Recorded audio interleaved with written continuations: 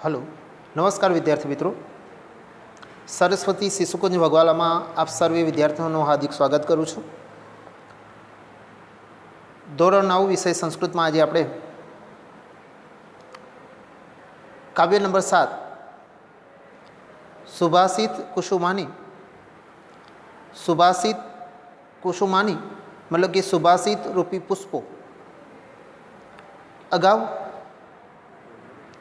આપણે પાઠ નંબર 6 એ પૂર્ણ કરી ચૂક્યા છીએ। આજે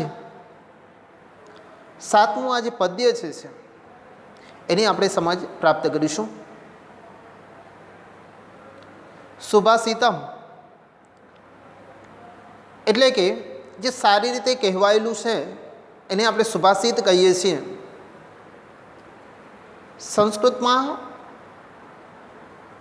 આવા અનેક ઘણા સુભાષિતો છે। આ સુભાષિતોના કોઈ ચોક્કસ રચનાકાર નથી।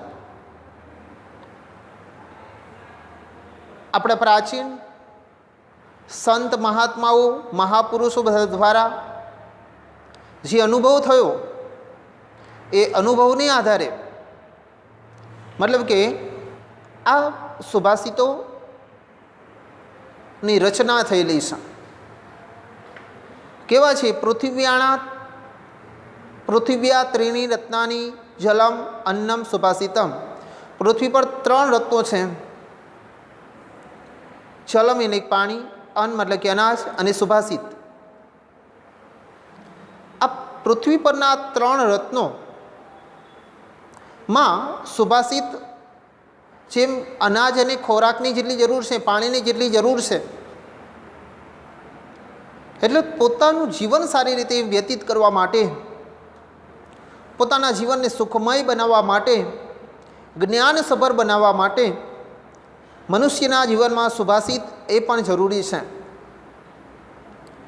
માનવીય જીવન માટે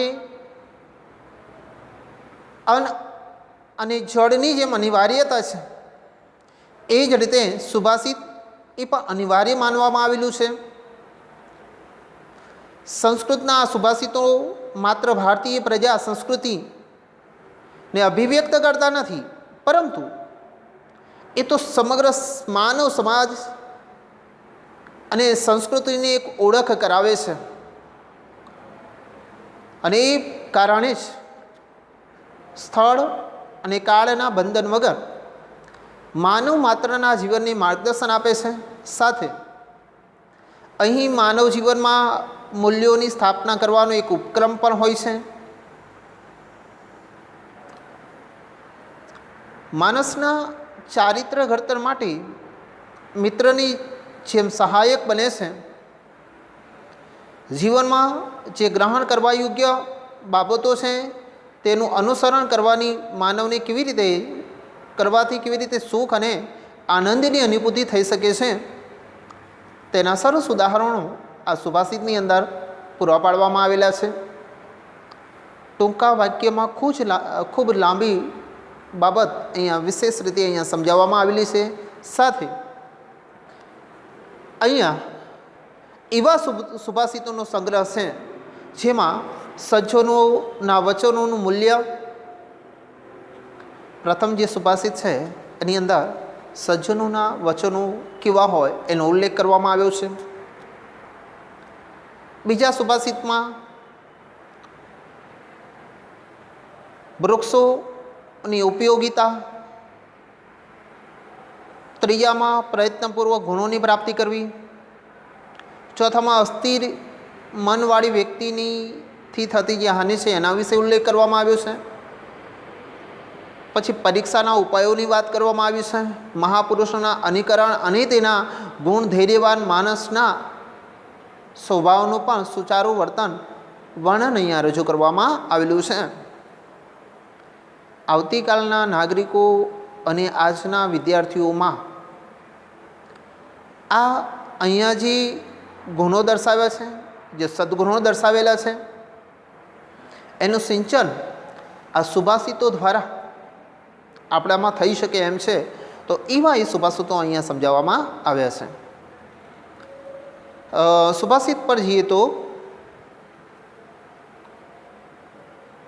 આજના વિડીયોની અંદર વિદ્યાર્થી મિત્રો આપણે મુખ્યતઃ 3 સુભાષિતો શીખીશું। એક ખાસ વાત તમને યાદ અપાવું કે આ કાવ્યમાંથી આ સુભાષિતો બોર્ડની પરીક્ષાની અંદર ચોક્કસપણે અર્થ વિસ્તાર માટે 3 માર્ક્સમાં પૂછાય છે।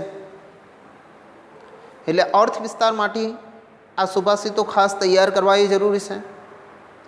અર્થ વિસ્તારમાં લખવાનું શું છે, હું જે સુભાષિત જે સમજાવું છું એની અંદર જે સમજૂતી છે એ બધી સમજૂતી એના અર્થ વિસ્તારમાં લખી શકું। એટલે ખૂબ ધ્યાનથી આપણે સાંભળવાનું છે, તમારે સમજવાનું છે। પ્રથમ જે અહીંયા સુભાષિત છે એની અંદર કહ્યું છે શબ્દી તું લીલયા પ્રોક્તમ શિલા લિખિતમ અક્ષરમ અશબ્દી સપતેના અપી જલે લિખિતમ અક્ષરમ सेवितव्यो महावृक्ष फल छाया समन्वित यदि दैवात फलम नास्ति छाया के न निर्वायते। त्रीजो सुभाषित है आरोप्यते शिलाशैले यत्नेन महता यथा निपातते शनैनाद्यः तथात्मा गुणदोषयो।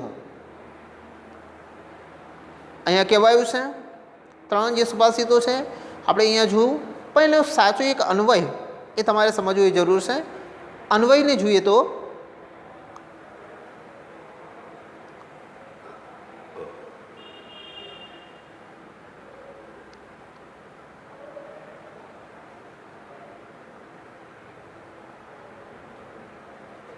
પહેલો શ્લોક અહીંયા જે આપેલો છે એનો અન્વય આ પ્રમાણે દર્શાવ્યો છે કે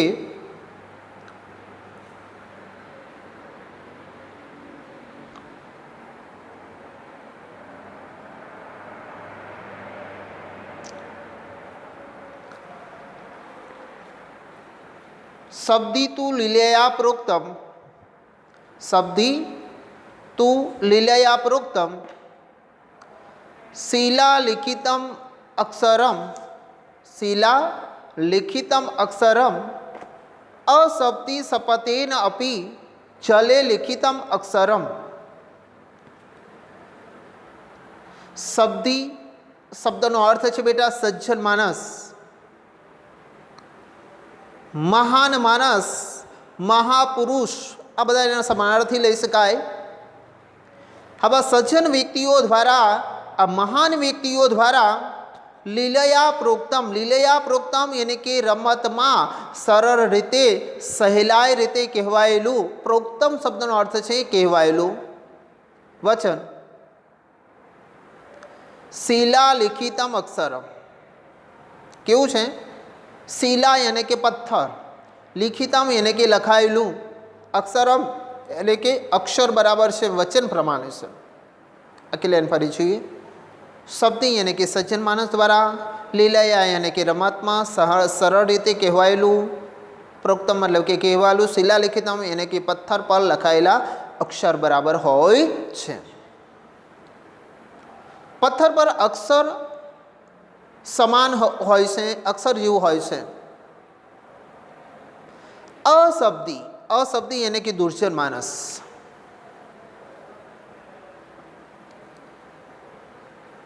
द्वारा सपतेन अपि दुर्जन मानस द्वारा सपतेन अपि सपतेन यानी कि सौगंध द्वारा सौगंध वडे कहेवायेलू पण केवुं होय छे, जले लिखितम अक्षरम पानी में लखायेला अक्षर बराबर होय छे। पानी में लखायेला अक्षर समान होय छे। समझवानो अने प्रयत्न करिए। पहलू अहींया ए समझवानुं सज्जन अने दुर्जन बे माणसोनी अहींया कम्पेरिजन करवामां आवेली छे, एक सरखामणी करवामां आवेली छे। बंनेना वचनोमां शुं तफावत होय छे ए बाबत अहींया रजू करवामां आवी छे। सज्जन एने कहेवाय जेनामां सारा विचारो होय, सारू ज्ञान होय, हमेशा दरेक प्रत्ये दयानी भावना जेनामां होय, एक लागणीवाळो होय, आवा माणसने सज्जन व्यक्ति कही शकाय। દુર્જન માણસ એને કે જેનામાં હંમેશા નિંદા ભરેલી હોય, હંમેશા બિચારો અહિત ઈચ્છતો હોય, વ્યસની હોય, આવા માણસને દુર્જન માણસ કહી શકાય. સજ્જન વ્યક્તિઓ જે કહેતા હોય છે, આ સજ્જન વ્યક્તિઓ એ હંમેશા ને હંમેશા પોતાના જે વચન બોલે છે, પોતાની જે વાણી બોલે છે, ખૂબ સમજી વિચારીને બોલતા હોય છે. એમની વાણીમાં કંઈક ને કંઈક સાર્થકતા રહેલી હોય છે.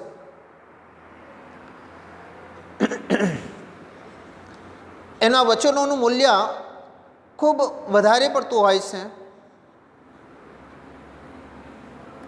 જેની અંદર કહેવામાં આવેલું છે કે માનવ જીવનને ઉપયોગી એવા બોધ, પ્રશંસા, ઉપાલમ અને વ્યવહાર જ્ઞાન વગેરે સરળતાથી અહીંયા આપવામાં આવેલું છે. માણસ, સજ્જન વ્યક્તિ હંમેશા પોતાનું નુકસાન સહન કરીને પણ બીજાને મદદરૂપ બનવાની એ ભાવનાવાળો હોય છે.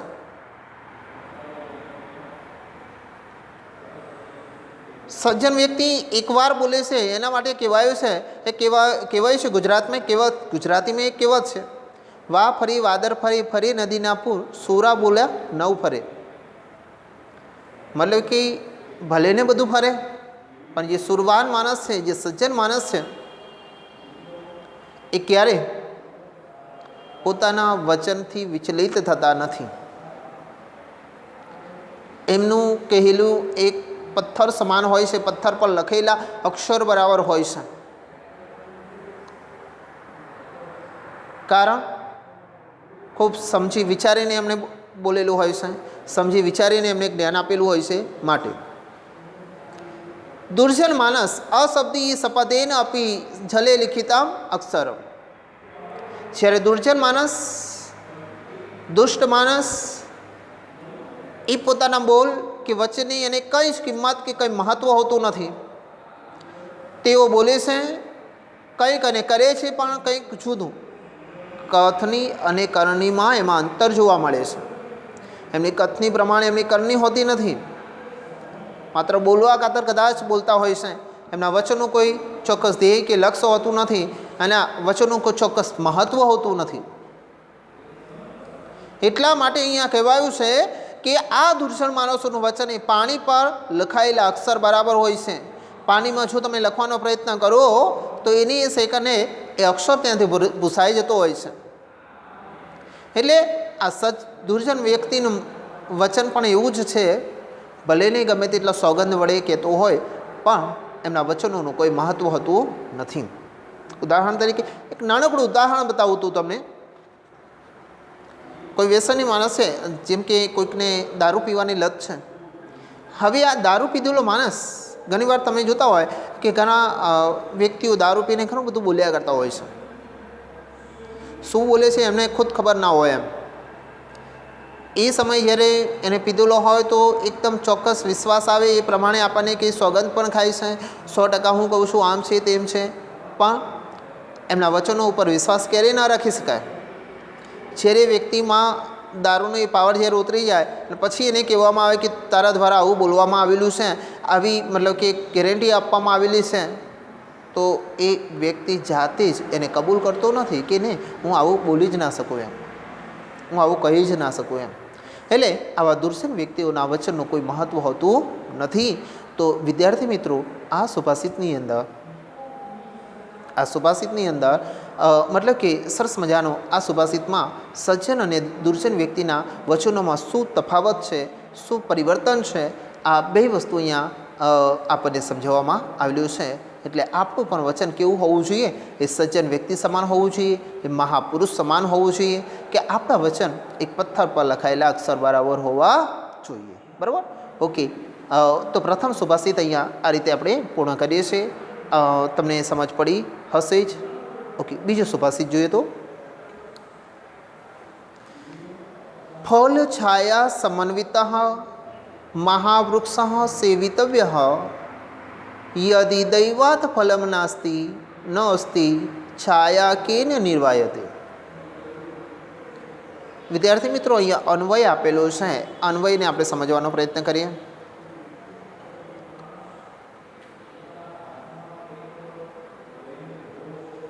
કયું છે અહીંયા? ફલ છાયા સમન્વિત. ફલ છાયા સમન્વિત ઇતરેત દ્વંદ્વ સમાસ બને છે. કયો સમાસ બને છે? ફલમ ચ છાયામ ચ ફલ છાયા ઇતરેત દ્વંદ્વ સમાસ. यानी कि फल અને છાયા यानी कि છાયાથી યુક્ત એવા મહાવૃક્ષ. મહાવૃક્ષ એટલે કે વિશાળ વૃક્ષ. કર્મધારય સમાસ બને બેટા. મહાવૃક્ષ શબ્દ કર્મધારય સમાસ બને છે. એવા વિશાળ વૃક્ષનું સેવિતવ્ય એટલે કે સેવન કરવું જોઈએ. સેવિતવ્ય શબ્દમાં એ કૃદંત જોવા જઈએ તો વિદ્યાર્થ કૃદંત બને છે. તવ્ય તવ્યા તવ્યમ વિદ્યાર્થ કૃદંત. વિદ્યાર્થ કૃદંત બને છે. હવે અહીંયા સેવિતવ્યો એની અંદર વિદ્યાર્થ કૃદંત બને છે. યદિ દૈવાત ફલમ નાસ્તિ. આપણે જો એવા વૃક્ષનું સેવન કરીએ જેમાં ફળ અને છાયા બંને સમાવિષ્ટ હોય અને કદાચ આપણા નસીબના ભોગે એમાં દૈવાત ફલમ નાસ્તિ. દૈવાત એ શબ્દનો અર્થ છે બેટા નસીબ. આપણા નસીબના ભોગે ફલમ નાસ્તિ. ફળ ના હોય. ઝાડ ઉપર જે આપણે ઝાડ સેવન કર્યું છે એ ઝાડ ઉપર કદાચ ફળ ના હોય ને તોય છાયા કેન નિર્વાયતે, તો પણ એની છાયાને કોણ અટકાવી શકે? તો પણ એની છાયાને કોણ અટકાવી શકે છે? ફરીથી એને સમજવાનો પ્રયત્ન કરીએ. ફળ અને છાયાથી યુક્ત એવા વિશાળ વૃક્ષનું સેવન કરવું જોઈએ. જો નસીબના ભોગે ફળ ન મળે તોય એની છાયાને કોણ અટકાવી શકે છે? એની છાયાને કોણ રોકી શકે છે? આ સુભાષિતની અંદર એક વૃક્ષનું ઉદાહરણ લઈને, ફળ અને છાયાનું ઉદાહરણ લઈને એક વિશેષ ઉપદેશ આપણને અહીંયા આપવામાં આવ્યો છે કે આપણે સંગ એવા વ્યક્તિનો કરવો જેમાંથી એક નહીં તો બીજી રીતે આપણને ફાયદો થાય, આપણને મદદરૂપ બની શકે. વિશાળ ઘટાદાર ઝાડનું જો આપણે સેવન કરીએ છીએ, કદાચ આપણે ઉનાળામાં રસ્તામાં ચાલતા જતા હોઈએ, બહુ જ ગરમી લાગી છે, બહુ જ તાપ આપણને લાગેલો છે, રસ્તામાં એક બાવળનું ઝાડ આવે છે, એ બાવળના ઝાડ નીચે જો કદાચ આપણે બેસવાનો પ્રયત્ન કરીએ તો એનો છાંયો પણ એટલો બધો સારો ન હોય અને એનું ફળ તો આપણે કોઈ ઉપયોગમાં આપણા ઉપયોગમાં આવતું નથી. પણ એવા વૃક્ષનું સેવન કરવું. રસ્તામાં કદાચ જતા હોય, બહુ જ ગરમી લાગી છે, આંબાનું સરસ મજાનું વૃક્ષ આવ્યું છે, ઉનાળાની સિઝન હોય, સરસ મજાની કેરી એના ઉપર બેઠેલી હોય, આપણે એવું માને છે કે કેરીઓ હશે ત્યાં આપણે બેસીને કેરી ખાઈએ, થોડી રાહત લઈએ. આવું વિચારીને આંબાના ઝાડ નીચે આપણે જઈએ છીએ તો ઉપર જોઈએ કે આંબા ઉપર એક પણ કેરી છે નહીં, પણ આપણને અસહ્ય ગરમી લાગી છે. તો આ અસહ્ય ગરમીને કારણે આપણને એનો સરસ મજાનો છાંયો, એ આંબાનો છાંયો આપણને મળે છે. એના છાયાને કોઈ અટકાવી શકતું નથી, કોઈ રોકી શકતું નથી. આના ઉદાહરણ દ્વારા એ આપણને સમજાવ્યું કે આપણે એક એવા માણસનો સંગ કરવો, એવા વ્યક્તિનો સંગ કરવો, એવા વ્યક્તિની સોબત કરવી, એવા મહાપુરુષોનો સંગ કરવો જેમનાથી આપણને કંઈ ને કંઈ લાભ થાય જ. કદાચ જે વ્યક્તિ આર્થિક રીતે આપણી મદદ ન કરી શકે એવા હોય, પણ એક જ્ઞાનની દૃષ્ટિએ આપણને એક સારું જ્ઞાન આપી શકે, આપણને એક સારો માર્ગ બતાવી શકે, આપણને એક સારો રસ્તો બતાવી શકે, એવા વ્યક્તિનો આપણે સંગ કરવો જોઈએ.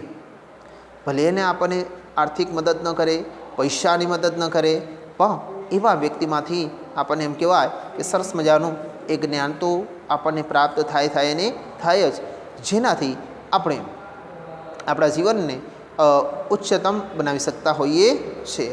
એ રીતે અહીંયા કયો છે મહાપુરુષોનો આશ્રય લેવાની અહીંયા વાત કરવામાં આવી છે.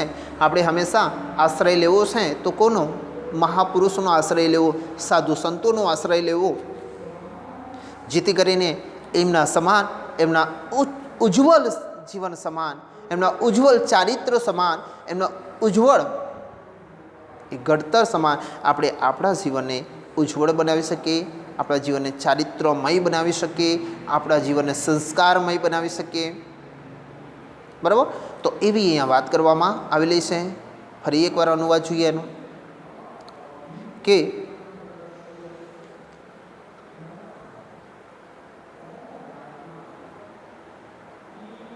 ફળ અને છાયાવાળા વિશાળ વૃક્ષનું સેવન કરવું જોઈએ.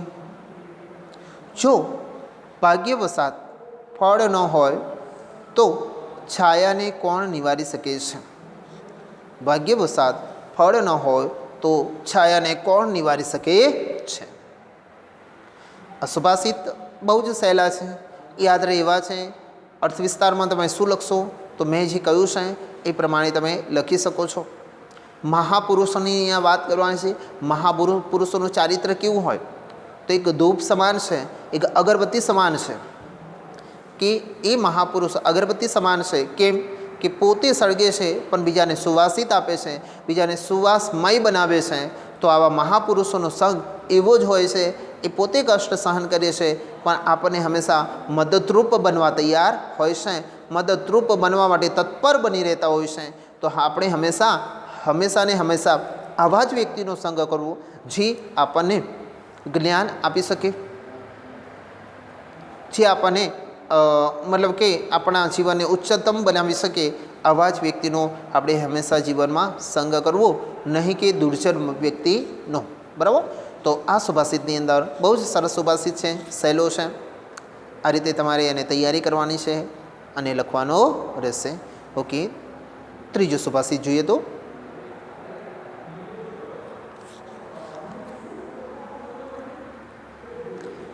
યથા મહતા યત્નેન શિલા શૈલે આરોપ્યતે ક્ષણેન અદ્યઃ નિપાત્યતે તથા ગુણદોષયો આત્મા કૌંસમાં લખ્યું છે ઉપરી આરોપ્યતે અધઃ નિપાત્યતે ચ. ગુજરાતી સમજવાનો પ્રયત્ન કરીએ. નો યથા એને કે જેમ, મહતા શબ્દનો અર્થ છે બેટા ખૂબ ભારે પ્રયત્નથી, ખૂબ મહેનતથી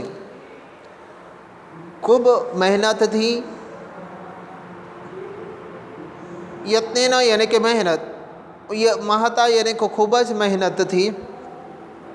શિલા શબ્દનો અર્થ છે બેટા પથ્થર. શૈલે શબ્દનો અર્થ છે પર્વત.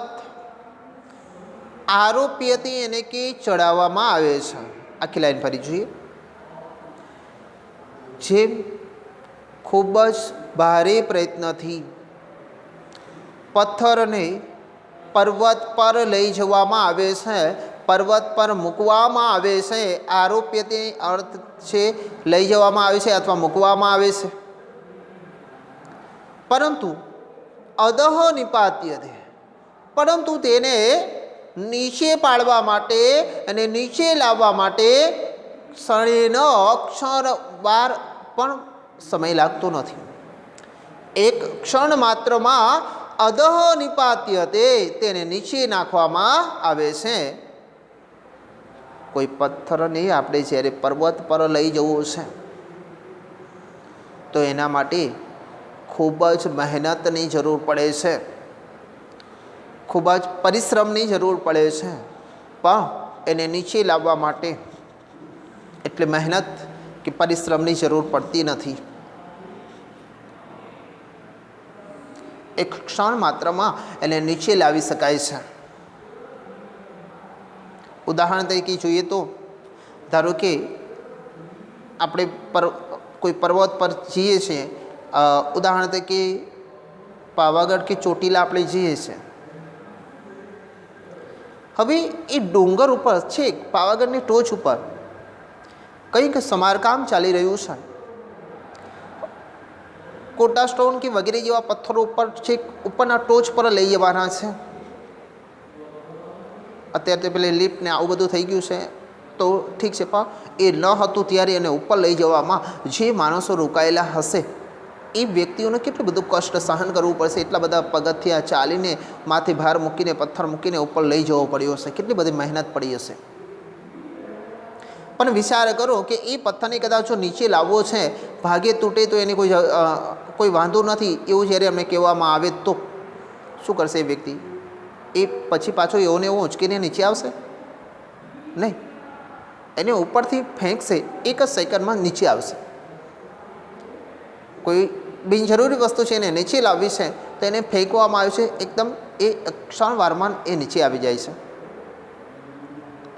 તો લઈ જવામાં, પર્વત પર લઈ જવામાં ખૂબ પરિશ્રમની જરૂર છે, ખૂબ મહેનતની જરૂર છે. નીચે લાવવામાં કોઈ મહેનતની જરૂર છે નહીં, ક્ષણવારમાં તેને નીચે લાવી શકાય છે. પ્રથમ લીટીમાં આ બાબત સમજાવી છે. બીજી લીટીમાં કહ્યું છે તથા ગુણ દશયો આવું જ માણસના ગુણ અને દોષની બાબતમાં છે. ગુણ એને કે આપણામાં જે સારા સંસ્કાર છે, આપણામાં જે સારા ગુણો છે, સારી આવડતો છે, તે દોષયો એને કે આપણામાં રહેલા દોષ, અવગુણની વાત કરી છે, એવું આપણા ગુણ અને દોષની બાબતમાં છે. હે ને? કેવું છે? એવું જ આપણા ગુણ અને દોષની બાબતમાં છે. આત્માને અર્થાત પોતાની જાતને ગુણમાં ઉપર ઉઠતા મુશ્કેલી પડે છે, પણ દોષમાં નીચે પડતા વાર લાગતી નથી. હે ને? અહીંયા આના દ્વારા સમજાવવામાં આવ્યું છે કે કોઈ પણ માણસે મહાન બનવું છે, કોઈ પણ માણસે મહાન બનવું છે ને, તો ઘણા બધા વર્ષો બાદ એ મહાન બની શકે, ઘણા બધા વર્ષોના પુરુષાર્થ બાદ એ મહાન બની શકે. રાતે રાત કોઈ મહાન બની શકતું નથી. રાતોરાત આપણામાં સારા ગુણો આવી શકતા નથી. ઓછા સમયમાં આપણા સારા સંસ્કારો કેળવી શકતા નથી. સારા ગુણ મેળવવા માટે વર્ષો લાગે છે, એના માટે ઘણો બધો પ્રયત્ન કરવો પડે છે, સારા વ્યક્તિઓનો સંગ કરવો પડે છે, સારા ધાર્મિક પુસ્તકો, સુભાષિતોને વાંચન કરવું પડે, સમજવા પડે છે, પોતાના જીવનમાં આચરણ કરવું પડે છે, ને ત્યારે આપણે મહાન વ્યક્તિ બની શકીએ છીએ. ત્યારે આપણે એક આદર્શ સંસ્કારવાન વ્યક્તિ આપણે બની શકીએ છીએ.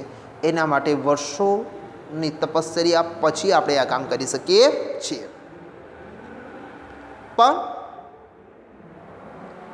આપણને જો અવગુણ પ્રાપ્ત કરવા છે, દોષ આપણામાં પ્રાપ્ત કરવા છે, એના માટે બિલકુલ સમય લાગતો નથી. ઘણીવાર જો કોઈ વ્યક્તિ સારી સંસ્કાર પ્રાપ્ત કરેલા છે, સારા ગુણો પ્રાપ્ત કરેલા છે, સમાજમાં એની એક સારી નામના છે, કીર્તિ છે. એ સારી નામના અને કીર્તિને ટકાવી રાખવા માટે એને રોજે રોજ પ્રયત્ન કરવો પડે છે. રોજે રોજ પોતાના આચરણ પર એને ધ્યાન રાખવું પડે છે. પોતાની વાણીમાં અને વર્તનમાં એને ખૂબ સાવચેતી રાખવી પડે છે. પણ આ જ વ્યક્તિ ને નિંદાપાત્ર બનવું છે, તો એકાદું એવું કોઈ ખોટું કામ કરી લે છે તો એની બધી જ સારી બાબતો એ નષ્ટ થઈ જતી હોય છે. એનામાં એકાદ અવગુણથી એ સારી બધી જ બાબતો ભૂસાઈ જતી હોય છે. ટૂંકમાં કહેવાનો ભાવાર્થ અહીંયા બેટા શું છે કે મહાન બનવા માટે અનેક ઘણા વર્ષો લાગે, સજ્જનશીલ બનવા માટે અનેક ઘણા પ્રયત્ન કરવા પડે. સારું જ્ઞાન હોવું જોઈએ, સારું ચારિત્ર હોવું જોઈએ, સારા સંસ્કારો કેળવવા જોઈએ, આજુબાજુમાં તે સારી એવી કામગીરી આપણે કરવી પડે, તો આપણે મહાન બની શકીએ. પણ એ અવગુણવાળા વ્યક્તિ બનવું છે, દુર્જન વ્યક્તિ બનવું છે, તો એના માટે કોઈ વિશેષ પ્રયત્ન કરવાની જરૂર હોતી નથી. માત્ર એકાદ ખોટા એ કામ દ્વારા આપણે મતલબ કે દુર્જન બની જતા હોય છે, માણસો દુર્જન બની જતા હોય છે. તો અહીંયા આ સુભાષિતની અંદર સજ્જન અને દુર્જન માણસ આ બેને જે કમ્પેરિઝન કરવામાં આવ્યું છે કે મહાન બનવા માટે ઘણા વર્ષોની જરૂર પડે છે. મહાન જ્યારે આપણે બનવું નથી તો કોઈ વર્ષોની જરૂર પડતી નથી. ફરી એકવાર આનો અનુવાદ જોઈએ તો જેમ ભારે પ્રયત્નથી શિલાને પર્વત પર ચડાવવામાં આવે છે પણ ક્ષણ માત્રમાં તેને નીચે પાડી શકાય છે, એ પ્રમાણે આત્મા એને કે આપણા પોતાના ગુણ અને દોષની બાબતમાં છે સારા ગુણ મેળવવા માટે ગુણમાં ઉપર ઉઠતા મુશ્કેલી પડે છે પણ દોષમાં નીચે પડતા સહેજ પણ વાર લાગતી નથી. સારા ગુણો વર્ષોની તપશ્ચર્યા બાદ આપણે પ્રાપ્ત કરી શકીએ છીએ પણ અવગુણ એક ક્ષણ માત્રમાં એ આપણને નષ્ટ કરી દેતા હોય છે, આપણામાં આવી જતા હોય છે. એટલે જીવનની અંદર સારું કાર્ય કરવા માટે આપણને ઘણી બધી મુશ્કેલી પડે જ. ખોટું બનવા માટે, ખોટું કામ કરવા માટે આપણને કોઈ મુશ્કેલી પડતી નથી. બરાબર. તમે આદર્શ વિદ્યાર્થી તમારે બનવું છે, એક હોશિયાર વિદ્યાર્થી તમારે બનવું છે તો તમારે શું કરવું પડે છે? રોજે રોજનું સરસ મજાનું 3, 4, 5 કલાક વાંચન કરવું પડે છે, સરસ મજાનું લેખન કરવું પડે છે અને ત્યારે તમે એક સારા, એક શ્રેષ્ઠ આદર્શ વિદ્યાર્થી બની શકો છો. તમારે સારું પહેલાં ટોપ પર પાસ થવું છે તો સારું પાસ થવા માટે આખા વર્ષ દરમિયાન સતત મહેનત સાથે તમારે જોડાયેલા રહેવું એ જરૂરી છે. પણ જો તમારે નાપાસ થવું છે, ફેલ થવું છે તો એના માટે કોઈ પ્રયત્ન કરવો જરૂરી છે નથી. બસ ફરો કંઈ વાંચો જ નહીં, કશું હે ને પરીક્ષામાં કશું જ આવડે નહીં, ના જ લખો, ફેલ થઈ જાઓ આરામથી. એના માટે કંઈ વિશેષ પ્રયત્ન કરવો જરૂરી નથી. આવું આપણા ગુણ અને અવગુણની બાબતમાં છે બેટા. સારા ગુણો મેળવવા માટે ખૂબ મહેનત જરૂરી છે, અવગુણો માટે કોઈ મહેનતની બિલકુલ જરૂર હોતી નથી. જેમ પર્વત પર પથ્થરને લઈ જવામાં આવે છે, ખૂબ મહેનતની જરૂર પડે છે, નીચે પાડવામાં બિલકુલ મહેનતની જરૂર પડતી નથી. સરળ રીતે એને નીચે પાડી શકાય છે. આવું આપણા માણસના, આપણા પોતાના ગુણ અને અવગુણની બાબતમાં છે. એ બાબત અહીંયા આપણને આ સુભાષિત દ્વારા સમજાવવામાં આવી છે.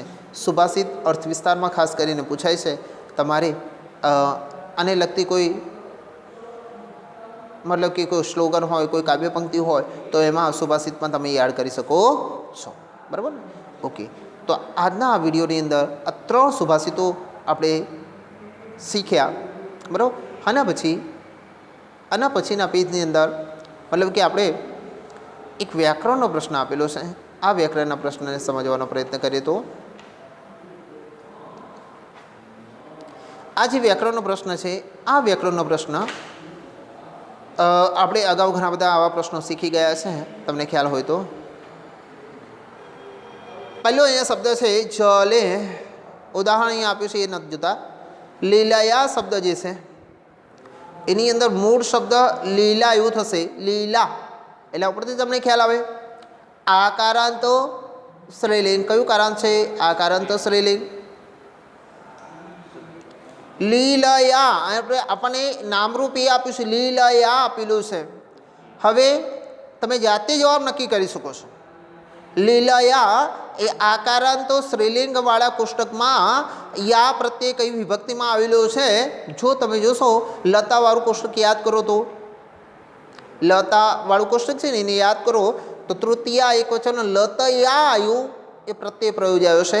તો એના આધારે આપણે નક્કી કરી શકીએ કે અહીંયા તૃતીયા એક વચન આવે. ખ્યાલ આવ્યો? ઓકે, ચાલો. બીજો શબ્દ છે બેટા સમરેસુ. સમરેસુ અહીંયા મૂળ શબ્દ બનશે સમર. આવી પાસે એટલે અકારાંત કહી શકાય. સમર એને કે યુદ્ધ, યુદ્ધનું મેદાન. એટલે પુલ્લિંગ સપ્તમી બહુવચન. સમરેસુ જનવાળું કોષ્ટક. જનઃ, જને, જનયો, જનેસુ જનવાળું કોષ્ટકમાં આવે છે ને. ઓકે.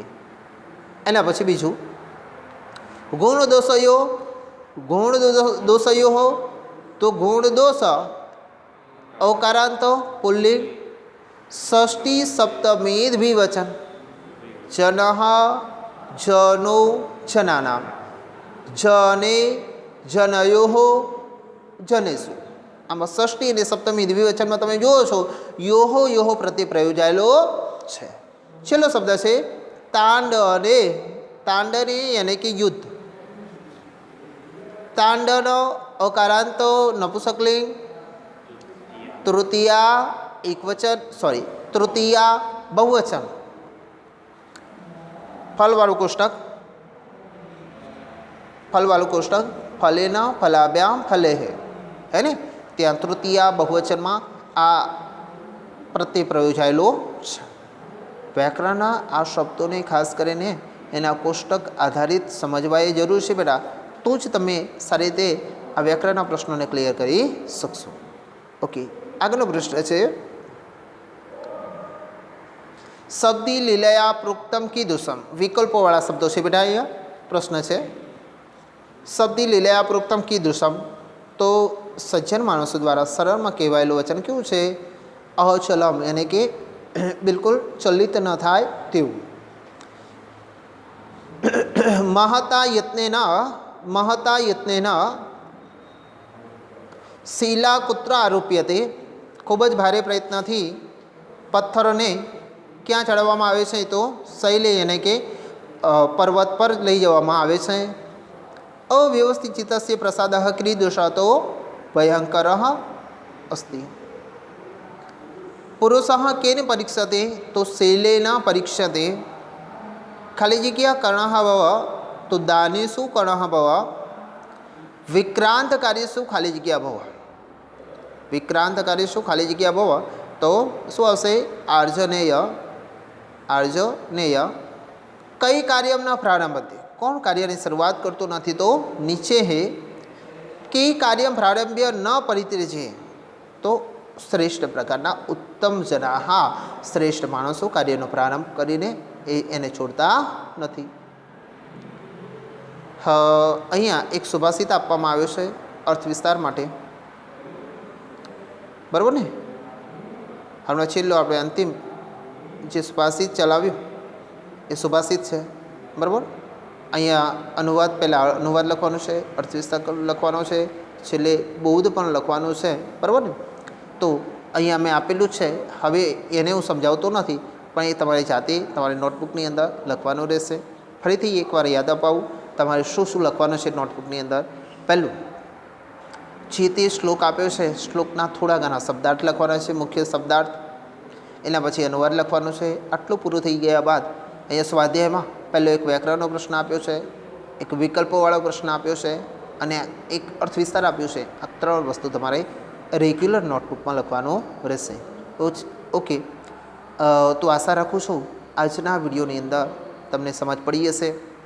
સારો એવો બહુ જ સહેલા શ્લોકો છે, સુભાષિત છે. અર્થ વિસ્તાર માટે ખાસ તૈયાર કરવા એ જરૂરી છે. ઓકે, અસ્તુ. જય હિન્દ, જય ભારત.